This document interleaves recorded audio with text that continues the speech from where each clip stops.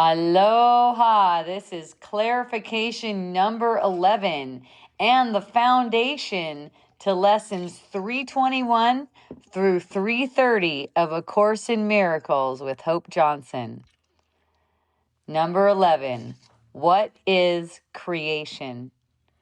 Creation is the sum of all God's thoughts, in number infinite, and everywhere without all limit. Only love creates, and only like itself. There was no time when all that it created was not there. Nor will there be a time when anything that it created suffers any loss. Ever. Yeah. Forever and forever are God's thoughts, capital T, exactly as they were and as they are, unchanged through time and after time is done. God's thoughts are given all the power that their own Creator has, for He would add to love by its extension. Thus His Son shares in creation and must therefore share in power to create. What God has willed to be forever one will still be one when time is over, and will not be changed throughout the course of time, remaining as it was before the thought of time began. Creation is the opposite of all illusions, for creation is the truth.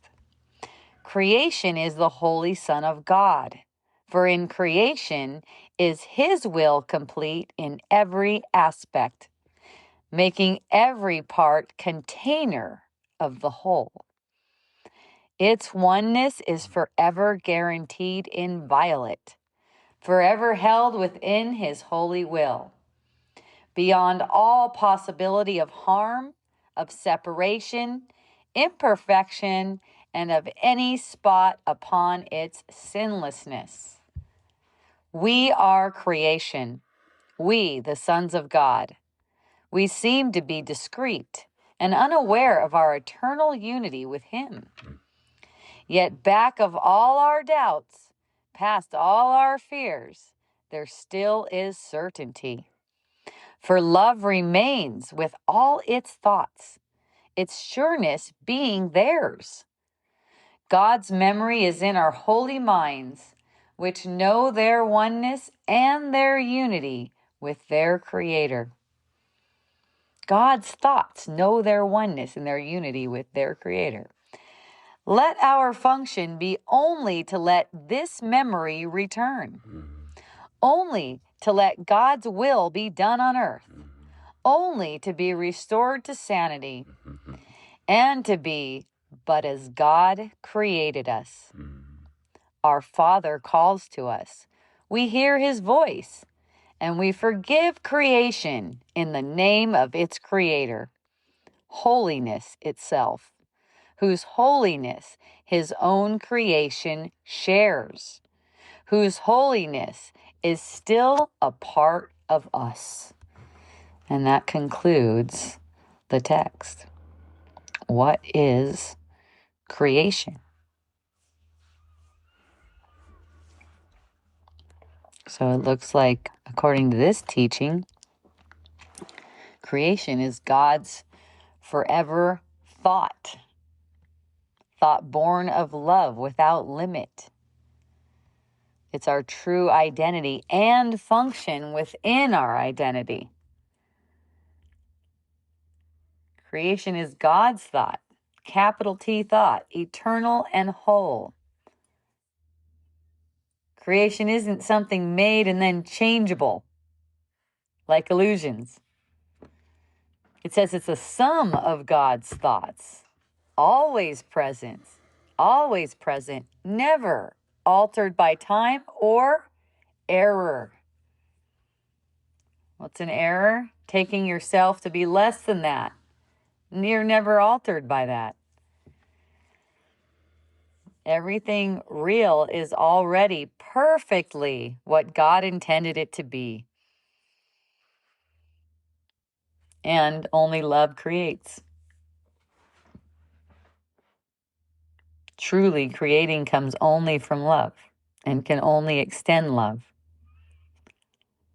Any sense of loss, weakness, or harm is not creation. It's illusion. That's a sense coming from you. It's a sense you're projecting onto yourself.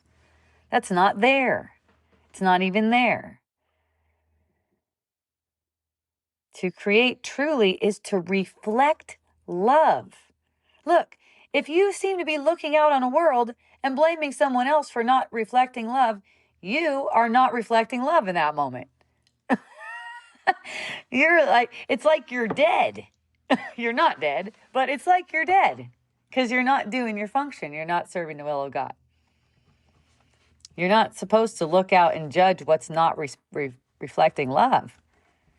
That's not it. You want to be creating truly. You want to be the one reflecting love because that's your joy. Not to get something.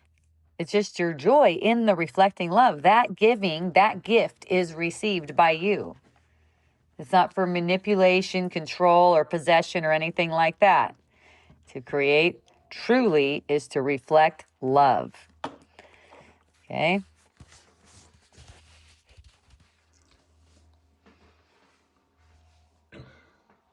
Yes. The feeling I got from that reading is that love is continuously extending. So it's about beingness, it's about movement, and it's about expression. It's continually moving forward. So we join that. We join it. In movement. We join the flow. Yeah. That's right. We're meant to be participants. We're creators in God's image. Because God's thought extends, the Son, which is who we are, shares in that and in its creative power. So because God's thought extends, the Son, the creation, shares in that extension and in its creative power. So our function is participatory. You could say dancing with it. Dancing with it. With that energy. Good one, yes. To allow that extension of love come through us. You could really picture this as a dance. This isn't some egoic power. This is really serving the whole. It's recognizing. It's really a recognizing. It is not a doing. Human doings, people that believe they're human doings, may be trying to convince you, this is very common because you projected all of these people, you peopled your own world, maybe trying to convince you that you could be sinful, you could do things wrong. You don't have to believe that. You made that up to try to hook you in. You made all that up. You're not seeing them as they actually are. They're actually totally loving toward you and know your sinlessness. They're certain about who you are as God's creation. But in the world you made, the world of form, you've peopled your world with people who reflects your self-doubt. This gives you an opportunity to set the record straight each time it's reflected to you. See? It doesn't mean you become defensive at all. It's just giving you an opportunity to recognize, my favorite thing, thank you for letting me know. It's just what I wanted to hear. How can it be another way? Anything that I hear, I wanted to hear. Okay, everything God created is sinless, whole, and inviolate. Reflect that back. No matter what anyone is reflecting to you, reflect that back to them. Right? Creation is the true world. You don't have to try to change anyone. Don't try to change their illusions. They may be fearful. Okay? Illusions are the opposite of creation and only temporary. Seeing creation rightly, this comes with willingness, dissolves all fear.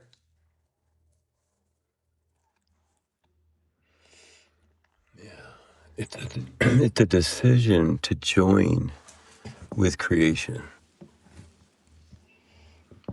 Yes, it is. Creation's oneness means every part contains the whole. Your identity isn't private.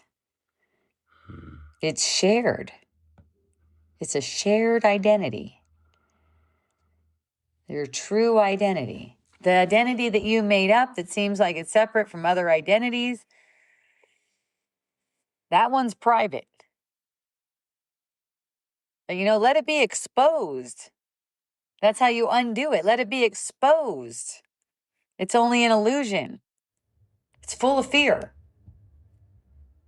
It's full of ridiculous thoughts. Let them be exposed. Bring them to the light. Don't let them be hidden in this reservoir of guilty thoughts that pop up and make your world as if it's a reality that you didn't just author. Remembering that your identity is shared is the work of forgiveness. That is it. And the return to sanity. Your identity is shared.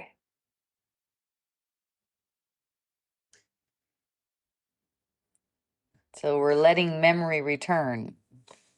The practical work is simple. Consent to the return of the memory of God to your mind by forgiving the world and welcoming His will. Forgiving the world is really just like recognizing there's nothing there to forgive because you made it as it is. It's welcoming the will of God, which is that everything, everyone is still as God created them. These thoughts do not stop. They don't stop being as God created them. And that's what you are. You could say you're a thought of God. You're a thought in the mind of God. When you forgive the world, you participate in creation by recognizing that creation is all there is and allowing the world to be seen as it is. Creation is God's thought. You're a part of that thought. When you let love extend through you, that's the will of God. That's what feels so joyful.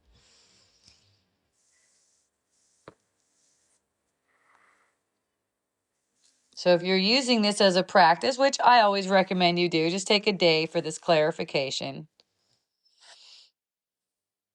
Picture creation as a seamless field of light where you and everyone else are contained. All together, all one. No separation. And when you notice any fear, you could ask, is this the Creator's voice or is it a voice in a dream that I made up for dreaming?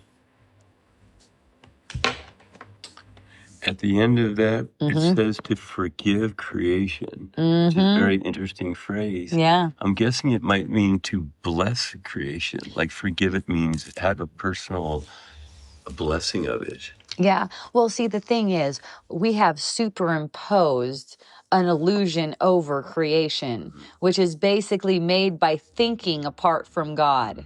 So to forgive creation, you're wiping away everything that you superimposed over it and letting creation just be creation. Purifying it. Right. You're letting it just be creation as it is. Right. Yeah, forgiveness is like our participation with it. It's like a personal thing. Right. Yeah. Yeah, that's right. Forgiving creation. So throughout the day, when you're noticing fear, you can choose to forgive the image you made, the superimposition that you did over creation. So it could just be itself. And in the evening, notice where you recognize. Maybe pick 3 of them where you recognize anyone as part of the one, including yourself. A smile, kindness, release of judgment, all of that. That counts. That's you recognizing anyone as part of the one. Some joy in your heart, right?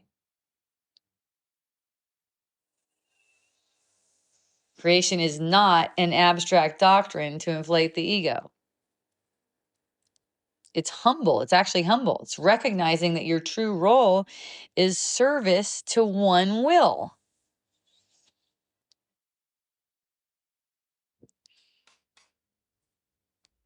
Forgive, remember, and let love extend through your acts. See? The creator and the creation are one. Yes. But it's not outside of us. Mm-hmm. It's actually inside of us. Yes. The creator and the created. Yes. Creation. Right. Is inside of us. Yes. So it's like the creator extends its thought or his thought, if you like it like that, to the creation. And then the creation is distinct. There's distinct abstractions within the one.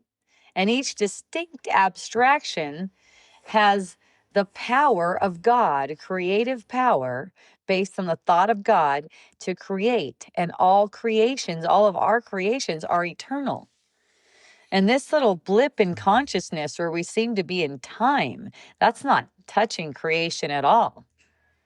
All of our creations are still permanent, while we perceive an impermanent world in time where everything's passing away.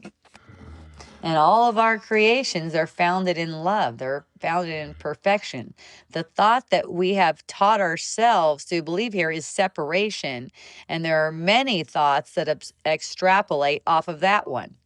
But they're all rooted in the first one, which isn't even true.